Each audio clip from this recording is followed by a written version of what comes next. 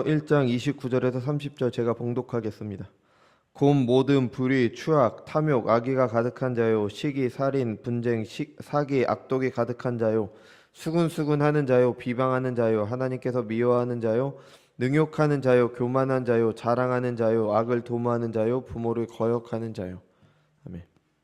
기도하겠습니다. 거룩하고 존귀하신 주님, 은혜와 사랑을 감사드립니다. 오늘도 주님의 날 허락하셔서 공예배를 하나님께 영광 돌릴 수 있게 하신 은혜 감사드립니다. 주님, 저에게 허락된 이 예배의 시간이 그리스도의 보혈의 공로를 통해서 자격 없는 자들에게 베풀어진 은혜인 줄을 알고 늘 이 예배의 자리를 감사의 마음으로 나오는 자들 될 수 있도록 인도하여 주옵소서. 주님, 이 시간 주님의 말씀 듣습니다. 우리 안에 계신 성령께서 함께 하셔서 듣는 말씀 가운데 하나님의 음성을 듣는 자들 될 수 있도록 인도하여 주옵소서. 그래서 우리가 무엇이 죄인 줄 알고 무엇이 악인 줄 알고 그 죄와 악에서 떠나는 우리가 될 수 있도록 인도하여 주옵소서. 감사드리며 사랑이 많으신 예수님의 이름으로 기도드렸습니다. 아멘.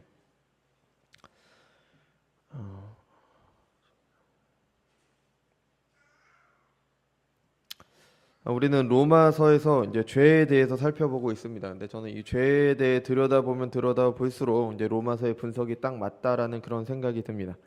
로마서는 죄의 원인을 하나님을 떠난 결과라고 말하고 있습니다. 하나님께서 그가 만드신 만물에 하나님을 계시하셨습니다.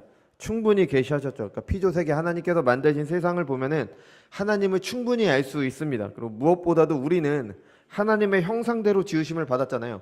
그러니까 나를 보면은, 그러니까 우리 사람을 보면은, 나 자신을 보면은 하나님을 알 수가 있는 거죠. 가장 먼저 우리가 가진 양심이 하나님을 증언합니다. 물론 우리의 양심은 완전하진 않아요. 연약하고 부족하고 망가졌습니다. 하지만 여전히 옳고 그름에 대한 어느 정도의 생각은 본능적으로 가지고 있어요. 무엇이 옳고 그른지, 그러니까 아주 이런 세세한 문제까지 들어가면 사람마다 갈리겠지만 아주 단순한 것들 있잖아요. 옳고 그름에 대한 어느 정도의 기준은 모두 다 가지고 있습니다. 이런 기준이 어디서 왔냐? 양심에서 온 거죠. 그 양심이 바로 하나님의 형상대로 지으심을 받은 것을 우리에게 증언하고 있습니다. 다른 동물들과 다른 우리의 모습도 하나님을 증언합니다. 어떤 사람들은 동물과 사람이 똑같다라고 이야기를 해요. 근데 저는 도무지 아무리 생각해도 똑같을 수가 없을 것 같아요. 사람은 동물의 진화의 끝이라고 볼 수가 없습니다. 분명히 비슷한 점은 있어요. 비슷해요. 왜냐하면 우리의 몸을 보면은 동물과 비슷합니다. 이런 여러 가지 것들을 보면은 비슷해요. 그런데 분명한 질적인 차이가 있습니다. 아무리 지능이 좋은 동물이라고 해도 무슨 침팬지니 무슨 도구를 쓰는 동물들이 있잖아요. 그런 동물들이라고 해도 사람처럼 철학적인 사고를 하지는 못합니다.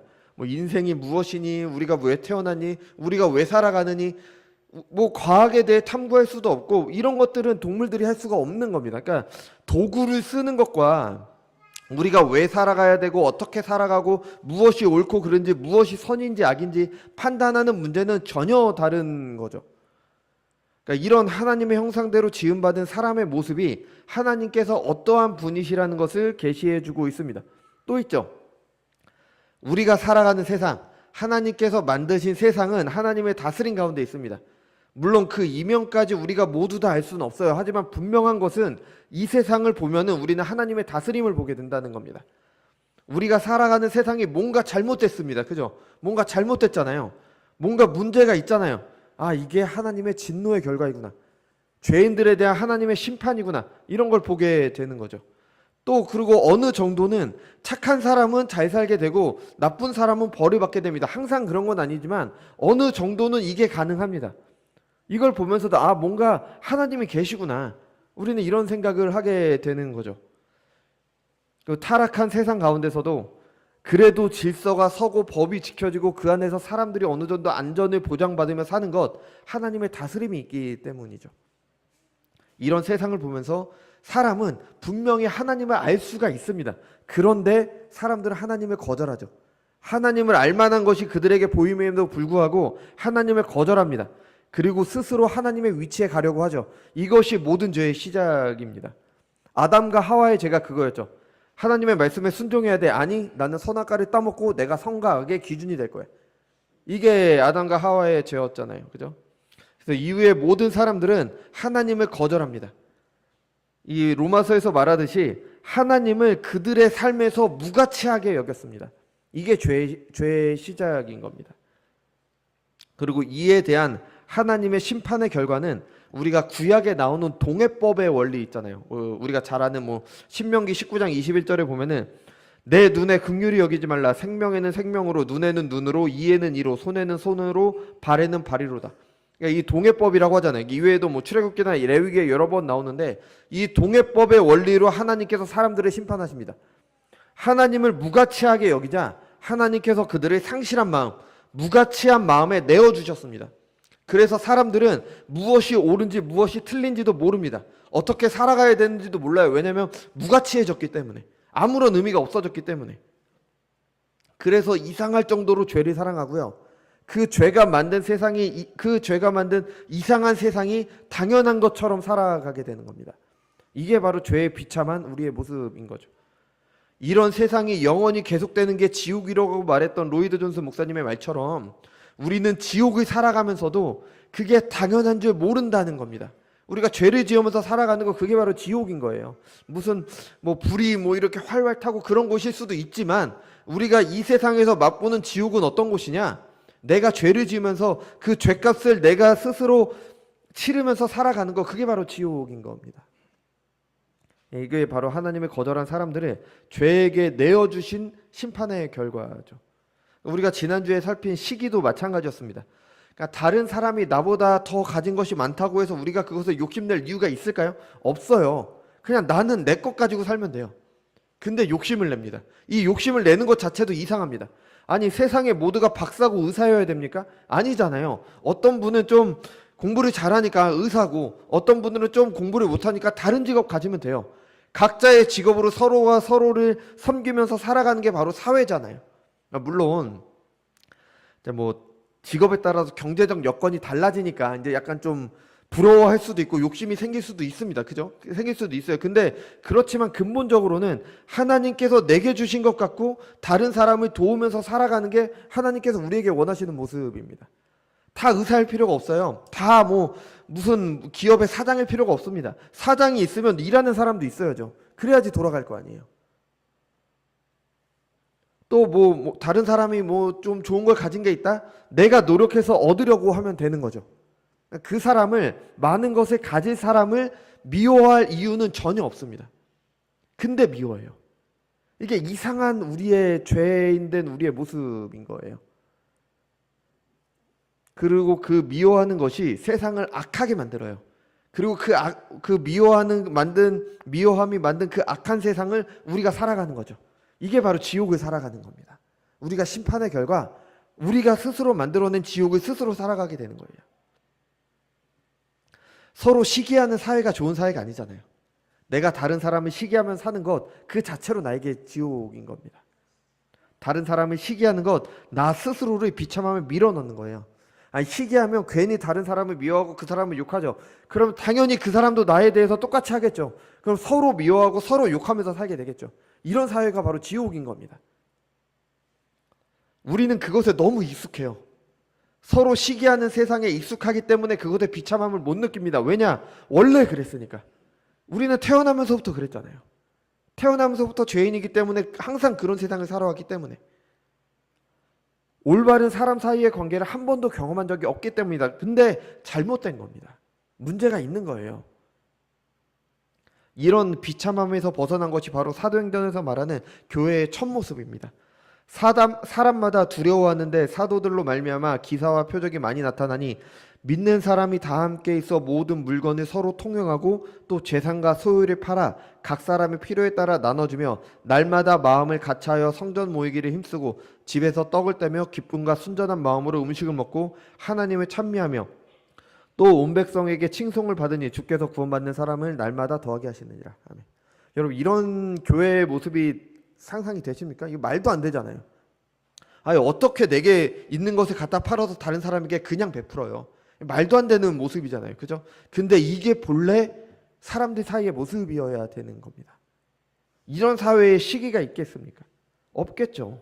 서로가 가진 것으로 서로를 도우면서 살아가는데 무슨 시기할 것이 뭐가 있어요? 하나님께서 내게 주신 것에 만족하면서 그 안에서 최선을 다해서 하나님께 영광 돌리며 다른 사람을 도우면서 살아가는 거죠. 도저히 못할 것 같은데 이것이 본래 사람을 창조할 때 사람의 모습이었습니다. 그리고 이것이 바로 우리가 이루어야 되는 하나님 나라의 모습입니다. 교회가 이래야 되는 겁니다. 다른 사람을 시기해서는 안 됩니다. 시기해야 될 이유도 없고, 시기하는 게 그게 아무런 나에게 유익이 되지 않고요. 다른 사람, 하나님 나라를 사는 것을 방해할 뿐입니다. 그 나라를 빼앗아 합니다. 그죠? 이거는 불의한 사람에 대해서도 마찬가지예요. 이 세상은 불의한 세상이기 때문에 불의한 사람이 더 잘 사는 것처럼 보일 때도 있습니다. 그렇다고 해서 그들을 부러워하고 그들을 시기할 이유가 없어요. 바뀌어야 될 것은 그들이 아니라 불의한 세상입니다. 불의한 사람들의 끝은 하나님의 심판이 있을 뿐입니다. 우리가 그들을 부러워하고 시기할 이유가 없어요. 도리어 그들을 시기하면은 우리만 더 힘들어질 뿐이고 우리가 지옥을 살 뿐입니다. 그냥 냅두십시오. 하나님께서 알아서 하실 겁니다. 그리고 그들의 형통은 그들의 죄에 내어주심으로 그들을 심판하시는 하나님의 진노일 뿐입니다. 불의한 사람들의 형통을 시기하는 것은 하나님을 신뢰하지 않는 것에서 비롯되는 거죠. 그리고 그들을 시기함으로 스스로 우리가 지옥을 살 이유는 없는 겁니다. 오늘은 이제 이 시기에 이어서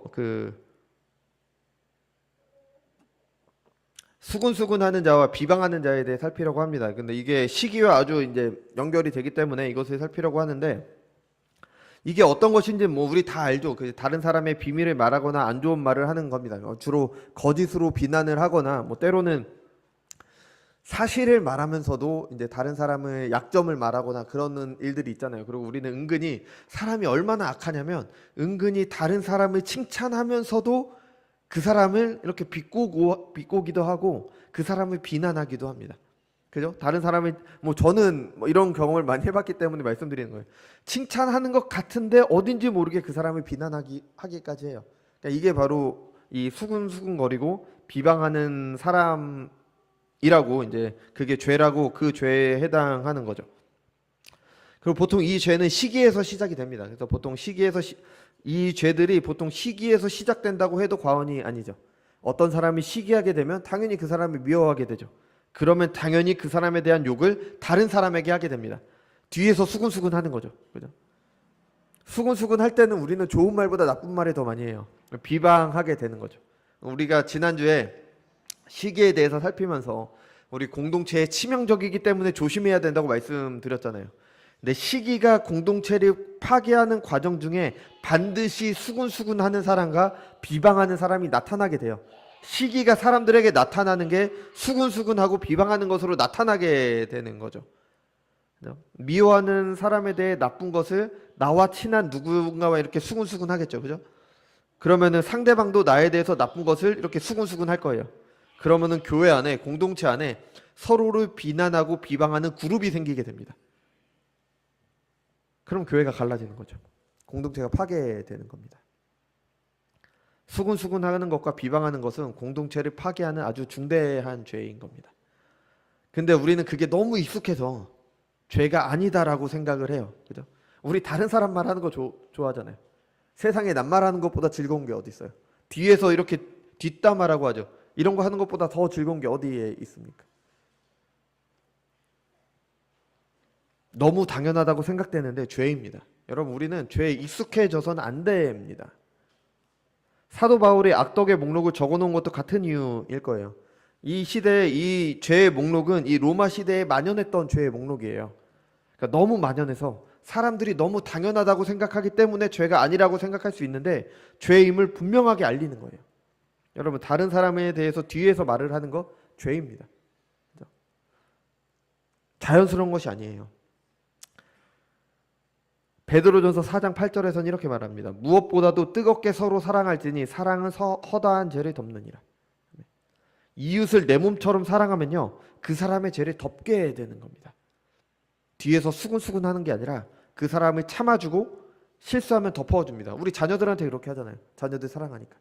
자녀들 실수하면 뒤에서 수군수군 하지 않잖아요. 참아주잖아요. 그죠? 덮어주잖아요. 사랑하니까. 그리고 이게 본래 창조된 사람들 사이의 관계였습니다. 수군수군하고 비방하는 것 절대 자연스러운 게 아닙니다. 그런데 사람들은 말씀드린 것처럼 이것을 해요. 억지로 하지 않습니다. 아주 즐겁게 합니다. 잠언 18장 8절입니다.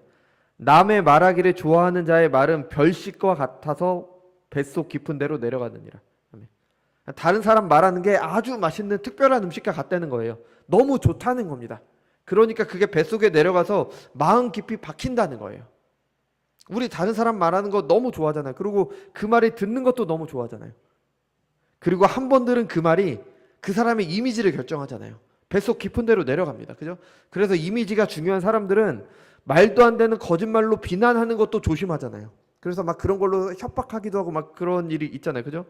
이미지가 손상되면은 나중에 거짓이라고 밝혀져도 사람들은 그것에 별로 관심이 없어요. 그냥 뒤에서 말한 그 이미지가 박혀버리는 겁니다. 그래서 흔히 가십이라고 하죠. 그죠? 그래서 유명인들이라는 이유로 사람들이 만들어낸 여러 가지 루머로 인해 고통을 당하다가 심지어 뭐 자살까지 하고 뭐 이런 일들이 종종 있어 왔습니다. 그죠? 유명인들이 잘못된 일을 하는 경우도 있죠. 그렇다고 그 사람들을 괴롭히고 죽음에 이르도록 할 것까지는 아니잖아요. 그죠? 그런데 사람들은 합니다. 그것도 죄의식 없이 해요. 아무렇지도 않게 합니다. 요즘에는 인터넷으로 하기 때문에 쉽고 내가 누군지도 안 알려지고 다른 사람들도 다 하니까 죄의식을 좀 덜어주는 것 같죠. 잠언 11장 13절입니다. 두루 다니며 한담하는 자는 남의 비밀을 누설하나 마음이 신실한 자는 그런 것을 숨기느니라. 한 번 비밀을 말하는 사람들은 두루 다니면서 합니다. 여기저기 다니면서 해요. 그러니까 내 앞에서 다른 사람의 말을 한다? 그 사람은 다른 데 가서 내 말도 하는 겁니다. 우리 이거 다 알잖아요. 그죠? 어쩌면 우리도 그러고 있는지 모릅니다. 뒷말하는 사람에게 휘둘려서 그 사람들이 남에 대해서 말할 때 같이 즐기는 거죠. 같이 말하면서. 이게 죄를 살아가는 죄인들의 모습인 겁니다. 성경에서 다른 사람의 말을 하는 죄들이 많이 나옵니다. 뭐 여동생에 대한 일 때문에 배가 다른 형이었던 암논을 죽인 다윗의 아들 압살롬이 있었습니다. 뭐 다들 아시죠? 이 일 때문에 형을 죽였기 때문에 이제 쫓겨납니다. 쫓겨났다가 이제 어떻게 해서 이제 압살롬이 돌아오게 됐는데, 압살롬은 자신의 죄를 뉘우치기보다는 아버지의 왕위를 빼앗고자 했습니다. 그래서 가장 먼저 한 일이 뭐냐? 다윗에 대한 욕을 퍼뜨린 거예요. 압살롬이 일찍이 일어나 성문길 곁에 서서 어떤 사람이든지 송사가 있어 왕에게 재판을 청하러 올 때 그 사람을 불러 이르되 너는 어느 성읍 사람이냐 하니 그 사람이 대답이 종은 이스라엘 아무 지파에 속하였나이다 하면 압살롬이 그에게 이르되 보라 내 일이 옳고 바르다만 내 송사를 들을 사람을 왕께서 세우지 아니하셨다 하고, 또 압살롬이 이르기를 내가 이 땅에서 재판관이 되고 누구든지 송사나 재판할 일이 있어 내게로 오는 자에게 내가 정의를 베풀기를 원하노라 하고 사람이 가까이 와서 그에게 절하면 압살롬이 그의 손을 펴서 그 사람을 붙들고 그에게 이유를 맞추니 이스라엘 무리 중에 왕께 재판을 청하러 오는 자마다 압살롬의 행함이 이와 같아서 이스라엘 사람의 마음을 압살롬이 훔치니라. 다윗에 대한 거짓말을 했잖아요. 왕이 안 세웠다. 내가 재판관이 돼주겠다. 다윗이 안 그렇겠습니까? 세웠겠죠. 근데 미리 가서 그렇게 다윗을 비방하는 겁니다. 그리고 그걸로 이제 사람들의 마음을 돌리려고 했죠. 그래서 잠시나마 다윗의 왕위를 빼앗는 걸 성공을 하잖아요. 그죠? 신약에 오면은 요한 3서에 디오드레베라는 사람이 등장합니다. 내가 두어 자를 교회에 썼으나 그들 중에 으뜸되기를 좋아하는 디오드레베가 우리를 맞아들이지 아니하니 그러므로 내가 가면 그 행한 일을 잊지 아니하리라. 그가 악한 말로 우리를 비방하고도 오히려 부족하여 형제들을 맞아들이지도 아니하고 맞아들이고자 하는 자를 금하여 교회에서 내쫓는도다. 아마 으뜸되기를 좋아한다니까 교회에서 이제 좀 지도자 위치였겠죠. 아마도 우리 장로교로 치자면은 장로님 정도 되셨겠죠. 그죠? 이 디오드레베는 교회에서 이제 사도 요한의 일행들을 환영하지 않았습니다. 못 들어오게 했어요. 잘못된 얘기를 해갖고요. 근데 이런 일들이 지금도 있어요. 교회 안에.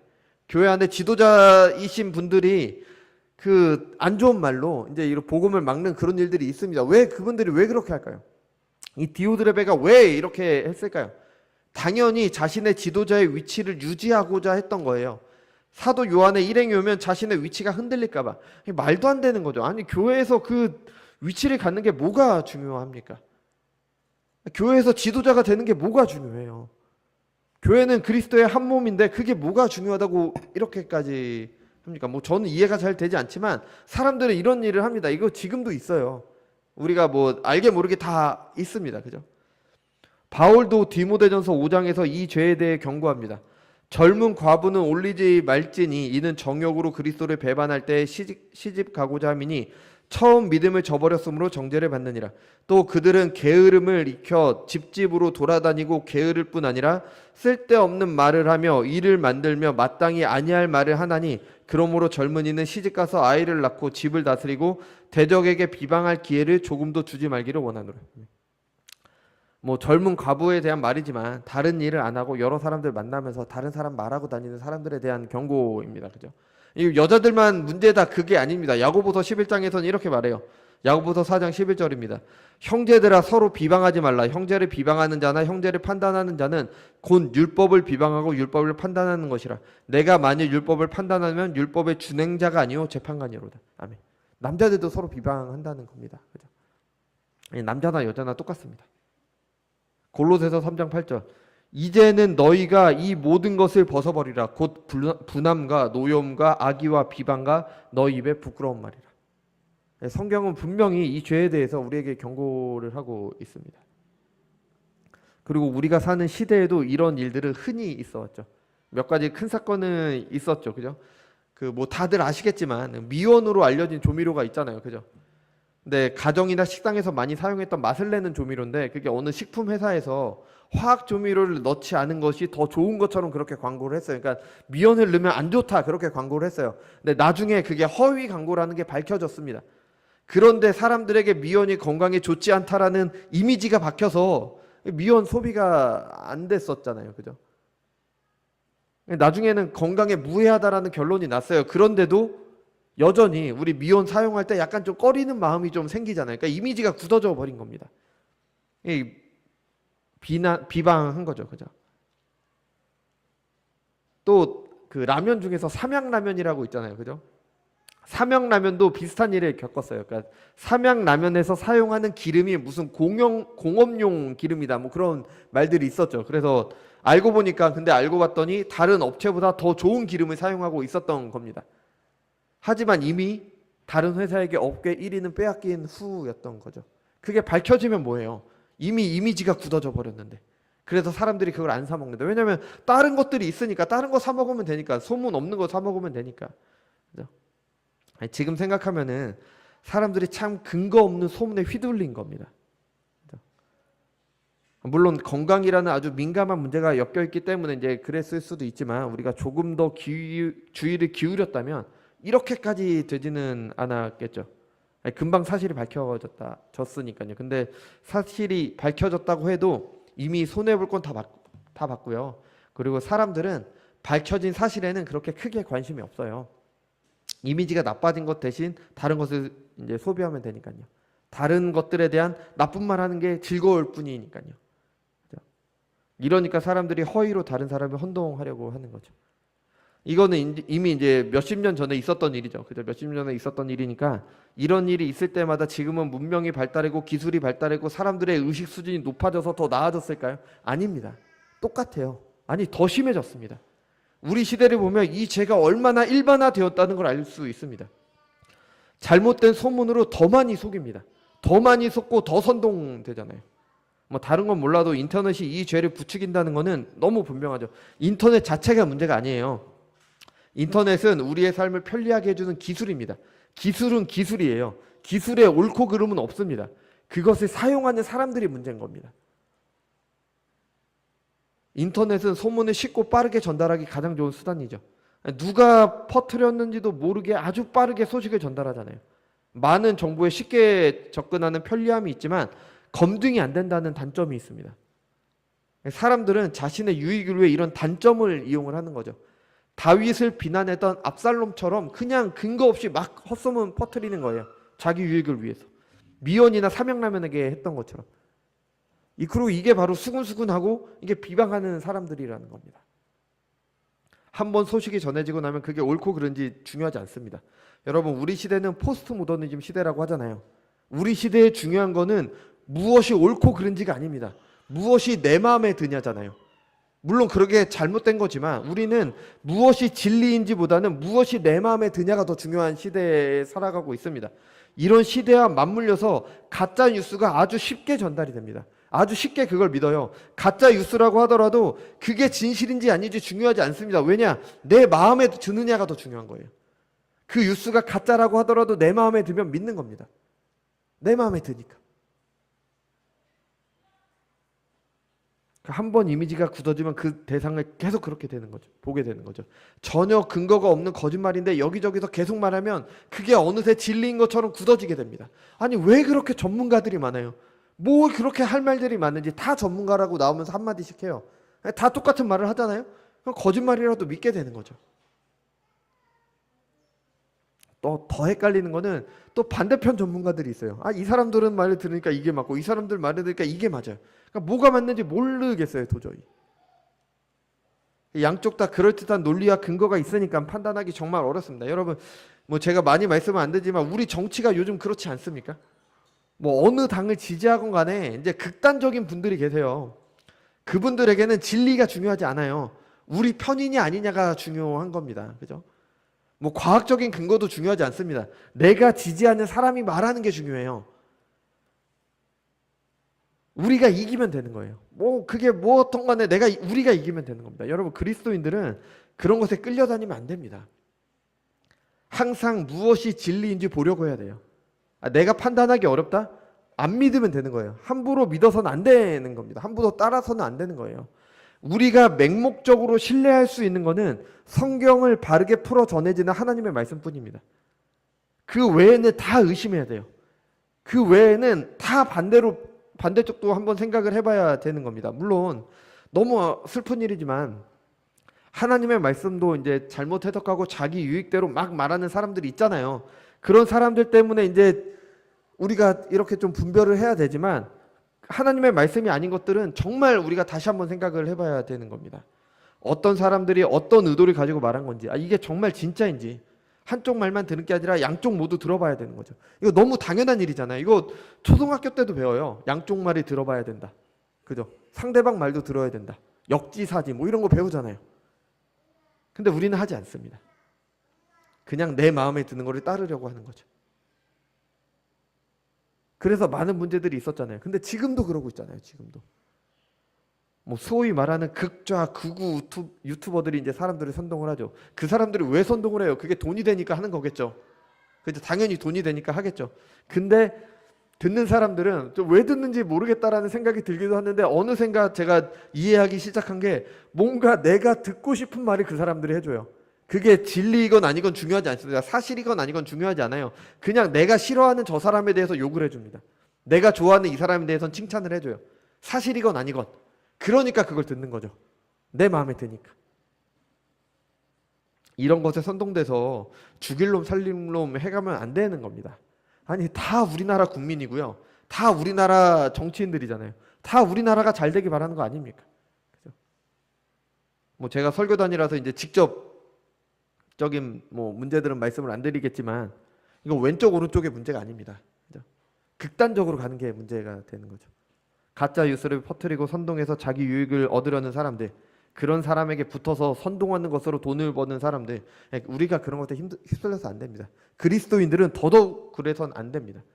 다른 사람의 말하는 거를 차단을 해야 되는 겁니다. 뭐 근래에 문제가 되는 사람들 중에서는 사이버레카라는 사람들이 있잖아요. 그죠? 아마 들어보셨을 건데 뭐 사회에 있는 이슈에 대해서 무엇이 맞고 무엇이 틀린지 나름대로 전해준다는 사람들이에요. 그래서 주로 유튜브를 통해서 그렇게 전해주죠. 그래서 굉장히 정의로운 척을 합니다. 그죠? 이 사람들이 옳다고 따르는 사람들도 많이 있죠. 근데 실제로 어떤 사건에서는 정의로운 일들도 해요. 좀 좋아 보이는 일들도 합니다. 그런데 속은 아무도 알 수 없어요. 뭐 이번에 이 사람들이 뭐 다른 유튜버를 협박하는 일이 밝혀져서 공개적으로 무슨 수사를 받기도 하고 그랬잖아요. 그죠? 그러니까 겉으로는 정의로운 척을 다 하면서 뒤에서는 온갖 더러운 일을 했던 거죠. 다른 사람의 말을 하는 사람들이 이렇다는 겁니다. 우리가 다른 사람을 뒤에서 얘기를 하잖아요. 그 사람이 잘못됐다 어떻다 얘기하잖아요. 우리도 그 똑같은 짓 하고 있습니다. 그죠? 다른 사람을 비난하는 것을 통해서 자신은 정의로운 척을 하지만 결국에 자기 이익을 위해 다른 사람을 비난하는 것뿐이죠. 정의로운 행동을 하는 것도 결국 자기 이름을 알려서 돈을 벌기 위한 수단인 겁니다. 정당하게 일하고 정당하게 돈을 번다면 문제될 게 뭐가 있겠습니까? 근데 가짜 뉴스를 전한다든지 뭐 협박으로 돈을 벌려고 하는 건 이건 잘못인 거죠. 그죠? 여러분 우리가 사는 시대는 이렇습니다. 그죠? 이래요. 그렇다면 교회는 어떻습니까? 교회는 어떠냐고요? 교회는 그렇지 않습니까? 여러분, 교회 안에는 수근수근하는 사람이 없습니까? 교회 안에서 다른 사람을 비방하지 않습니까? 출애굽한 이스라엘 공동체에서도 이런 문제가 있었습니다. 그죠? 뭐 그것도 지도자들 사이에서 출애굽 1세대의 지도자는 모세와 아론과 미리암이죠. 아론은 모세의 형이잖아요. 미리암은 모세의 누나입니다. 그죠? 그 모세가 이제 모세의 어머니가 모세를 낳고 모세를 나일강에 이렇게 띄워 보냈잖아요. 왜냐면 그 바로의 눈을 피해서 이렇게 띄워 보냈을 때 그 모세의 누나가 그것을 그 바구니를 계속 따라가서 그 바로의 딸이죠. 그러니까 공주가 애굽의 공주가 그 모세를 건지는 것을 보고 어머니에게 전해준다라는 그런 내용이 나오잖아요. 그 누이가 바로 미리암입니다. 그러니까 가족이죠, 가족. 근데 이 가족 사이에도 수근수근하고 비방하는 일이 생겼습니다. 모세가 이방 여인과 결혼했다고 이제 모세를 비난하기 시작했죠. 아니, 모세가 출애굽한 후에 새로 이방 여인과 결혼했다고 보기는 어려워요. 그 모세의 다른 부인에 대해서 전혀 언급이 없기 때문에. 그러니까 아마도 이 이방 여인은 모세가 이제 애굽 관리를 죽이고 미디안 광야로 40년 동안 쫓겨나잖아요. 거기에서 이제 아내 십보라를 얻게 되잖아요. 그러니까 그 아내를 말한다라고 보는 게 가장 건전한 해석입니다. 그러니까 40년 전에 얻은 아내에 대한 것을 이제 와서 비방하고 수군거리고 있는 겁니다. 그러니까 목적은 따로 있죠. 목적은 뭐냐? 하나님의 말씀을 전하는 모세의 권위를 뺏고 싶은 겁니다. 아니, 하나님이 너만 얘기하냐? 우리하고도 얘기하신다. 근데 왜 너만 지도자가 되느냐? 이게 형제 간에도 있었던 일이라는 겁니다. 그것도 하나님과 직접 대면하고 말하는 모세에 대해서도 이런 일이 있었다고 하는 거예요. 지금도 있을 수 있습니다. 지금도 교회 안에도 얼마든지 있을 수 있습니다. 그리고 있습니다. 여러분 다 겪어보셨잖아요. 그죠? 교회에서 뭐 꽤 이렇게 다녀보시면은 겪게 되잖아요. 뭐 제 생각에는 교회 안에서 몸 맞고 그런 것이 뭐가 좋다고, 그러니까 교회에서 무슨 단체 회장이 되고 그런 것이 뭐가 좋다고 하는 그런 생각이 들지만 사람들의 마음은 모르는 겁니다. 다른 사람을 비난하고 다른 사람을 비방해서 자신이 그 위치에 가려고 하는 거죠. 이런 일이 아니더라도 교회에서 수근수근하고 비방하는 일 여러분 없다고 할 수 있습니까? 여러분 한 번도 안 했다고 할 수 있어요? 솔직하게. 다 했잖아요, 우리. 뭐 저도 했고, 저도 알게 모르게 했을 거고, 우리도 다 했잖아요, 그죠? 안타까운 현실이죠, 그죠? 교회 안에 이런 일이 있어도 안 되는 겁니다. 어떤 사람에게 문제가 있다. 성경은 뭐라고 얘기하고 있어요? 혼자 가서 그 사람을 권면해라. 근데 그 사람이 말이 듣지 않으면 두세 사람과 함께 가서 권면해라. 그런데도 말이 듣지 않는다. 교회가 그 사람을 권면해라. 교회가 권면해도 말이 듣지 않는다. 교회가 권면하는 그 안에는 하나님께서 함께 하실 것이기 때문에 그 사람에 대해서 치리를 해도 된다. 이게 원래 방식이에요.